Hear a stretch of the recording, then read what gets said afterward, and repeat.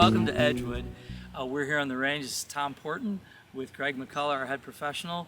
We're going to spend some time talking about grip setup and the variables of how to practice. Today we're going to talk about pre-swing fundamentals. The pre-swing fundamentals, the basics are the grip, the stance, the alignment, the ball position, and a little bit of what we call ground force or ground engagement.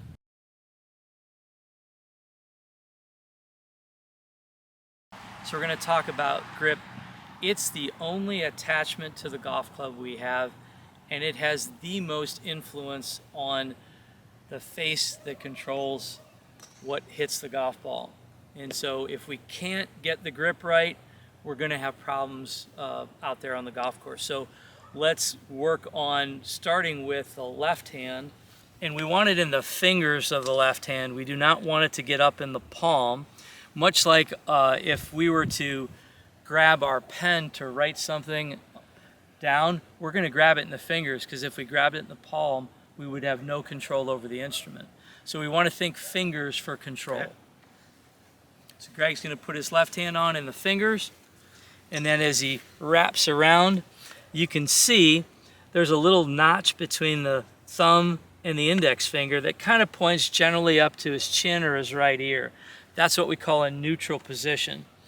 You might also be able to refer to the knuckles. You can see two knuckles on his lead or left hand if you're a right-handed player. There's a good solid grip. Go ahead and now bring this up and turn, and we can see it's in the fingers. It's well below the big fat pad of the palm. So I think one of the things that we see a lot, and everybody asks me how long a glove should last. Really, a glove should last until it stretches out too far, correct? Correct. If you see your grip, if you see you have a grip or you're wearing a glove and you always get a wear out pattern on the pad right here, that means you've got the grip too much in the palm and the club is going to rub back and forth. And you've created an unstable situation for your grip and your shaft and your club head. So the more in the fingers we can get it, the more control you're going to have. As we add the trail hand for a right-handed golfer, the right hand, we have a lot of options for grips. I'm going to go ahead and put a 10-finger grip, so the 4 fingers. Most people who begin the game, if you're entry level, you're going to kind of gravitate to this grip. 4 fingers are around, also deep in the fingers here. And then the second grip, Greg's going to show you the interlock grip. Okay, so Jack Nicklaus, Tiger Woods probably, yep, yeah. 2 interlocking grips. And again, this one, you're going to interlock your pinky and your forefinger around it. But again, I have it in the fingers as much as I can. And you want that thumb, I think, Tom. You want that thumb right in your lifeline of that opposite hand. Absolutely. That's a great point, Greg. That marries, the goal of our grip is to take 2 hands and make them as one unit, make them into one unit. And by putting, go ahead and open that up again, by fitting this left thumb into the lifeline of this right palm, we now have a connection that is very crucial for symmetry in the grip. And you can see the right hand notch between the thumb and the index finger points just somewhere between the chin and the left ear. Pretty neutral. And now he's got, using the interlock grip, a very sound, fundamental, and structurally correct position.